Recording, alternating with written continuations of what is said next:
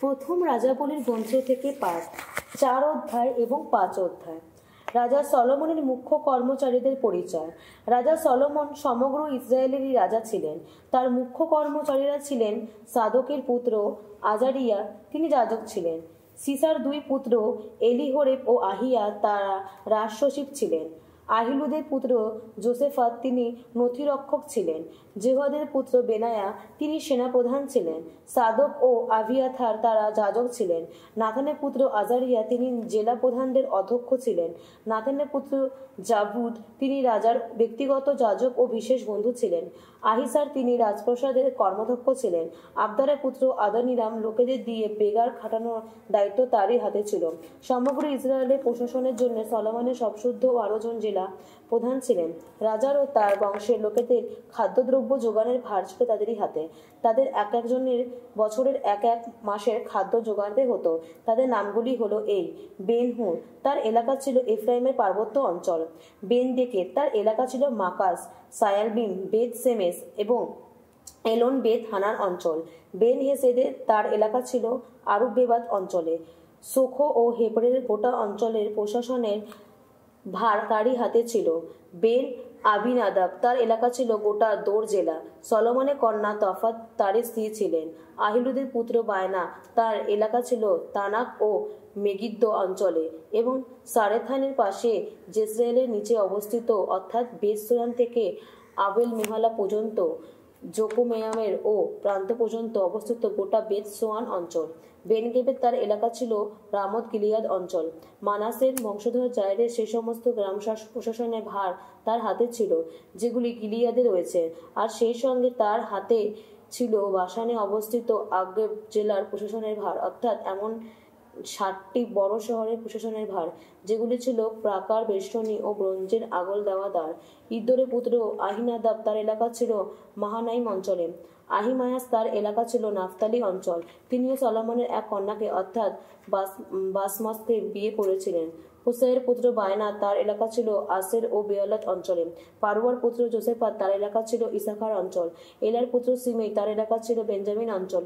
উনির পুত্র গেবের, তার এলাকা ছিল গিলিয়াদ অঞ্চল, অর্থাৎ যা আগে ছিল আমেরিয়াদের রাজা সিংহন তা আর বাসানের রাজা ওগের দেশ। সেই এলাকায় ওই একজন মাত্র জেলা প্রধান ছিলেন। জুদা ও ইসরায়েলের মানুষেরা তখন সমুদ্র তীরের বালুকণার মতোই অবনতি ছিল। তারা আহার করত, পান করত, সুখেই দিন কাটাত। সলোমনের আধিপত্য ইউফ্রেটিস নদী থেকে ফিলিস্তিনদের দেশ পর্যন্ত ও মিশর দেশের সীমান্ত পর্যন্ত এই গোটা এলাকার সকল রাজ্যের উপর প্রসারিত ছিল। সলোমন যতদিন বেঁচে ছিল ততদিন ওই সব রাজ্যের মানুষেরা তাকে নিয়মিত রাজকর দিয়েছিল, তার প্রজা হয়েই থেকেছিল। সলোমনের জন্য প্রতিদিন এই খাদ্যদ্রব্য লাগত: 30 কোর সেরা ময়দা আর 60 কোর সাধারণ ময়দা, 10টি গোয়ালে রেখে পুষ্ট করা 20, 20টি চড়ে খাওয়া 20 এবং 100টি ভেড়া বা ছাগল।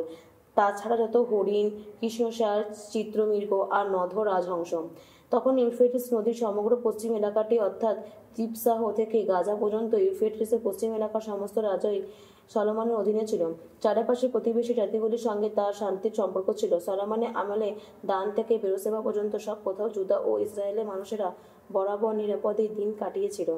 তারা প্রত্যেকেই যে যার আঙুর গাছের ছায়ায়, যে যার আঞ্জির গাছের ছায়ায় নিশ্চিন্তেই থেকেছিল। সলোমনের আস্তাবলগুলিতে মোট 40,000 রথের ঘোড়া রাখার জায়গা ছিল। তারা 12,000 অশ্বারোহী সৈন্য ছিল। যে জেলা প্রধানদের কথা আগে বলা হয়েছে, তারা প্রত্যেকে নিজের নিজের মাসে রাজা সলোমনের জন্য এবং রাজা সলোমনের সঙ্গে খাওয়া দাওয়া করার অধিকার যাদের ছিল তাদেরও জন্য খাদ্যদ্রব্য সরবরাহ করতেন। তারা দেখতেন কোনো কিছু যেন কম পড়ে না যায়। রথের ঘোড়াগুলির জন্য ও রাউতের ঘোড়াগুলির জন্য যতটা জব ও বিচুরির দরকার হতো, তারা প্রত্যেকেই নির্দেশ মতো যথাস্থানে তা পৌঁছে দিত। ঈশ্বর সলোমনকে অসামান্য প্রজ্ঞা ও বিবেচনা শক্তি দিয়েছিলেন। তাকে তিনি সমুদ্র তীরের বিস্তৃত বালুকা রাশির মতোই বোধ বুদ্ধির ব্যাপ্তি দিয়েছিলেন। সলোমনের প্রজ্ঞা সমস্ত কেদমীয়দের প্রজ্ঞার চেয়ে এবং মিশরীয়দের সমস্ত প্রজ্ঞার চেয়েও বেশি ছিল। তিনি যে কোনো মানুষের চেয়েও বেশি প্রাজ্ঞ মানুষ ছিলেন। এজরাহি এথানের চেয়েও বেশি, মাহালের 3 পুত্র অর্থাৎ হেমান, কালকোল ও দাদ্দার চেয়েও বেশি। তার খ্যাতি চারিপাশের জাতিগুলির মধ্যে ছড়িয়ে পড়তে লাগলো। তিনি 3000 প্রবচন রচনা করেছিলেন। তার রচিত গীতিকার সংখ্যা ছিল 1005। তিনি লেবানের এরস গাছ থেকে শুরু করে প্রাচীরের গায়ে বেড়ে ওঠা হিসব গাছ পর্যন্ত সব রকম গাছগাছালি নিয়ে আলোচনা করতেন। তাছাড়া পশু পাখি, সরীসৃপ, মাছ এসব নিয়েও আলোচনা করতেন তিনি। সলোমনের প্রজ্ঞার কথা পৃথিবীর যেসব রাজার কানে গিয়েছিল, তাদের পাঠানো প্রতিনিধিরা সব দেশ থেকে তখন তার জ্ঞানগর্ভ কথা শুনতে আসত।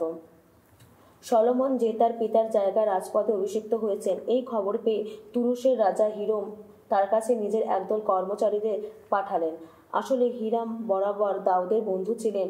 সলোমন তখন হিরামকে বলে পাঠালেন, আপনি তো জানেন আমার পিতা দাউদ তার ঈশ্বর ভগবানের সম্মানে কোনো মন্দির গেঁথে তুলতে যেতে পারেননি। ভগবান যতদিন না তার শত্রুদের তার পদোন্নত করেছিলেন, ততদিন তারা তো চারিদিক থেকে হানা দিয়ে তার বিরুদ্ধে যুদ্ধ চালিয়েছিল। কিন্তু এখন তো আমার ঈশ্বর ভগবান চারিপাশের অশান্তি দূর করে দিয়েছেন। কোথাও কোনো শত্রু আর নেই, উৎপাতের কোনো কিছুই আর নেই। আর তা তো আমি ভাবছি আমি এবার আমার ঈশ্বর ভগবানের সম্মানে একটি মন্দির গেঁথে তুলব। ভগবান তো আমার পিতা দাউদকে বলিয়েছিলেন, তোমার পুত্র যাকে আমি তোমার জায়গায় তোমার সিংহাসনে বসাবো, সেই পুত্রই আমার সম্মানের মন্দিরটি গেঁথে তুলবে। তাই আপনি বরং এখন আদেশ দিন, আমার এই কাজের জন্য লেবানের কিছু এরস গাছ কেটে ফেলা হোক। আমার লোকজনেরা আপনার লোকজনদের সাহায্য করবে। আপনি যে মজুরি দিতে বলবেন আপনার লোকজনদের, আমি তাই দেব। আপনি তো জানেন গাছ কাটার ব্যাপারে সিদনীয়দের মতো অভিজ্ঞ কেউ আমাদের মধ্যে নেই। সলোমন যা বলে পাঠিয়েছেন তা শুনে হিরাম খুবই খুশি হলেন। তিনি বললেন, ভগবানের আশীর্বাদে দাউদ যে ওই মহান জাতিকে শাসন করার মতো এক জ্ঞানী পুত্রের পিতা হয়েছেন, তার জন্যে আজ ভগবানকে বিশেষ ধন্যবাদ জানাচ্ছি। তারপর হিরাম সলোমনকে বলে পাঠালেন, আপনি লোক মারফত আমাকে যে কথা জানিয়েছেন আমি তা শুনেছি। এরস ও দেবদারু কাঠের ব্যাপারে আপনি যা কিছু চেয়েছেন তা সবই করব আমি। আমার লোকজনেরা ওই সব কাঠ লেবানন থেকে সমুদ্র পর্যন্ত নামিয়ে নিয়ে যাবে। সেখানে আমার নির্দেশ মতো গুড়িগুলো একসঙ্গে বেঁধে ভেলা তৈরি করে সমুদ্র পথে সেইখানে ভাসিয়ে নিয়ে যাওয়া হবে। যেখানে আপনি নিয়ে যেতে বলবেন, সেখানে আমার নির্দেশ মতো ওই সব ভেলার বাঁধন খুলে দেওয়া হবে। আপনি তখন গুড়িগুলো সেখান থেকে তুলে নিয়ে যাবার ব্যবস্থা করতে পারবেন। আমি শুধু এইটুকু আশা করব, আপনি আমার রাজবাড়ির সকলের খাদ্য জুগিয়ে আনবেন।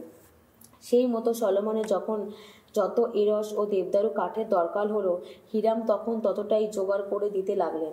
আর সলোমন ও হিরামকে তার রাজবাড়ির সবার খাদ্য হিসেবে যোগাতে লাগলেন 20,000 কর গম আর 20 কর পেশাই করা জলপাই ফলের তেল। সলোমন বছরের পর বছর হিরামকে তা জুগিয়ে গেলেন। সলোমনের প্রতি নিজের প্রতিশ্রুতি রক্ষা করে ভগবান তাকে তো বিশেষ প্রজ্ঞা দিয়েছিলেন। হিরাম ও সলোমনের মধ্যে শান্তি সম্পর্ক ছিল। দুজনের মধ্যে একটি সন্ধিও সম্পাদিত হয়েছিল। রাজা সলোমন তখন বেগার খাটানোর জন্য ইসরায়েল দেশের সব জায়গা থেকে লোক ধরে আনালেন। বেগার খাটা লোকেদের সংখ্যা গিয়ে দাঁড়ালো 30,000। পালা করে প্রতি মাসে 10,000 লোককে তিনি লেবানে পাঠাতে লাগলেন। এইভাবে তারা 1 মাস লেবানে থাকতে, তারপর 2 মাস নিজেদের বাড়িতে থাকতেন। লোকেদের দিয়ে বেগার খাটানোর দায়িত্ব ছিল আদোনিরামেরই হাতে। তাছাড়া পার্বত্য অঞ্চলে সলোমনের ছিল 70,000 ভারবাহী শ্রমিক আর 80,000 পাথর কাটার লোক। তার ওপর আবার সেখানে ছিল সেই 3,300 কর্মচারী। সলোমন যাদের ওপর কাজ তদারকির ভার দিয়েছিলেন, তারা কর্মীদের পরিচালনা করত। রাজার আদেশে তখন পাহাড়ে গা থেকে বের করে আনা হলো বাছাই করা এমন সব বড় বড় চাই পাথর, যাতে তা থেকে মন্দিরে ভিত হিসাবে বসানোর মতো যত পাথর কেটে নেওয়া যায়। সলোমন ও হিরামের রাজমিস্ত্রিরা আর গেবাল নগরের কারিগরেরা সবাই মিলে তখন কাঠ বা পাথর মন্দির গেঁথে তোলার জন্য যা কিছু দরকার ছিল তার সবই কেটে ছেপে বা মাপ মতো তৈরি করে নিতে লাগলো।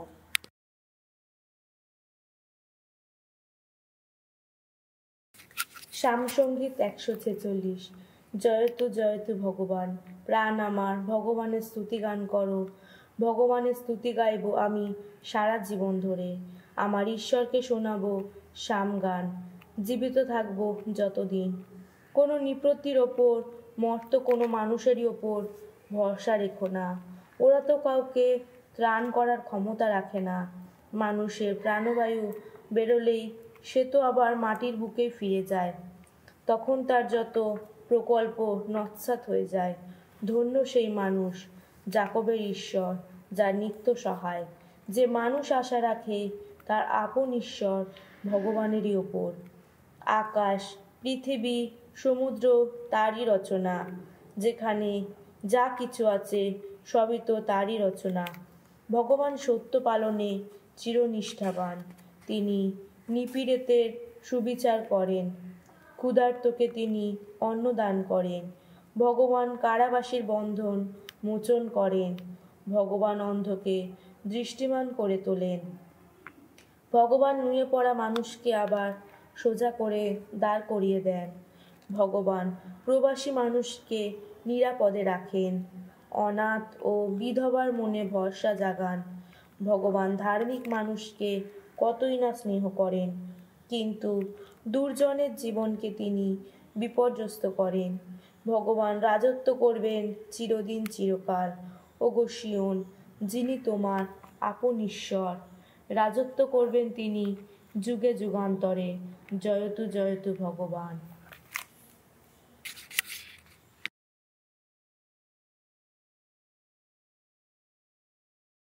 করিন্থীয়দের কাছে সাধু পলের প্রথম ধর্মপত্র, 3 অধ্যায়।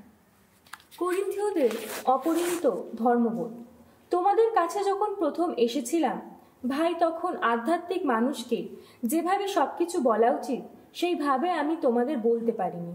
তোমরা তখন নিতান্তই সাংসারিক মানুষ ছিলে খ্রিস্টীয় জীবনে যেন শিশুরই মতো। আর আমাকেও তাই বিবেচনা করেই কথা বলতে হয়েছিল। আমি তখন তোমাদের খেতে দিয়েছিলাম দুধ, কোনো শক্ত খাবার নয়, কেননা তা হজম করার শক্তি তখনও তোমাদের হয়নি। অবশ্য আজও যে হয়েছে তা নয়, কারণ তোমরা এখনো তো সেই সাংসারিক মানুষ হয়েই রয়েছ। তোমাদের মধ্যে যখন ঈর্ষা আর বিবাদ লেগেই আছে, তখন তোমরা কি সাংসারিক মানুষ নও? তোমাদের আচরণ কি সাধারণ মানুষের মতোই নয়? তোমাদের একজন বলছে আমি পলের লোক, আর একজন বলছে আমি আপলোসের লোক। তোমরা কি তাহলে নিতান্তই মানুষ নও? অথচ আপলোসি বা কি আর পলই বা কি? তারা তো সেবা কর্মী মাত্র, যাদের কাজের ফলে তোমরা অন্তরে পেয়েছ খ্রিস্ট বিশ্বাসী। প্রভু যাদের কতটা কাজ করে দিয়েছিলে তারা ততটাই করেছে। আমি না হয় পুঁতে দিয়েছি বীজ, আর আপলোস তাতে দিয়েছে জল। গাছটিকে কিন্তু ক্রমশ বাড়িয়ে তুলেছেন স্বয়ং পরমেশ্বর। কাজেই যে লোক পুঁতে দেওয়ার কাজ করে সেও কিছু নয়, আর যে লোক জল দেওয়ার কাজ করে সেও কিছু নয়। যিনি গাছটিকে বাড়িয়ে তোলেন সেই পরমেশ্বরই সব কিছু। যে পুঁতে দেওয়ার কাজ করে আর যে জল দেওয়ার কাজ করে তারা দুজনে কিন্তু এক কাজেই ব্যস্ত, যদিও তারা যে যেমন পরিশ্রম করবে তেমনই মজুরিই পাবে। আসলে এই কাজে আমরা স্বয়ং পরমেশ্বরই সহকর্মী, আর তোমরা হলে পরমেশ্বরের সেই চাষের জমি। কিন্তু তোমরা যেন পরমেশ্বরের নির্মিত একটি গৃহ। ঈশ্বর আমাকে যেমন শক্তি দিয়েছেন সেই মতোই যেন এক অভিজ্ঞ স্থপতির মতোই আমি তার ভিত্তি স্থাপন করেছি, এবং অন্য লোকেরা তখন তার ওপর গৃহটি গড়ে তুলেছে। প্রত্যেকে কিভাবে গড়ে তুলেছে এই বিষয়ে তারা যেন সতর্ক থাকে। যে ভিত্তি স্থাপিত রয়েছে, অর্থাৎ যীশুখ্রিস্ট, তা থেকে ভিন্ন কোনো ভিত্তি কেউ স্থাপন করতেই পারে না।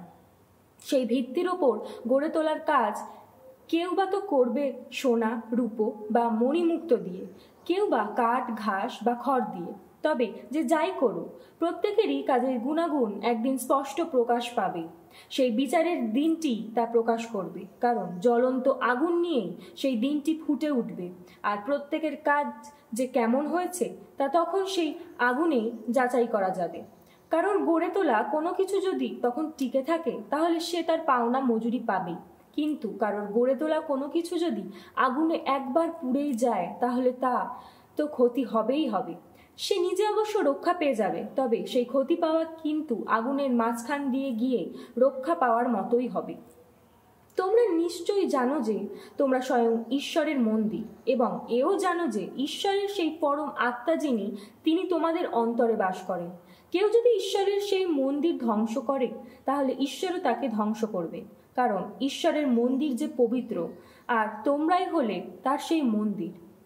তোমরা কেউ নিজের সঙ্গে প্রতারণা করো না। তোমাদের মধ্যে কেউ যদি নিজেকে এই সংসারের আদর্শে জ্ঞানী বলেই মনে করে, তবে প্রকৃত জ্ঞানী হওয়ার জন্য সে বরং মূর্খই হয়ে উঠুক, কারণ এই সংসারের জ্ঞান পরমেশ্বরের কাছে মূর্খতা ছাড়া আর কিছুই নয়। শাস্ত্রে তো লেখাই আছে, জ্ঞানী যারা তিনি তাদের নিজেদের ধূর্ততার ফাঁদেই ধরে ফেলেন।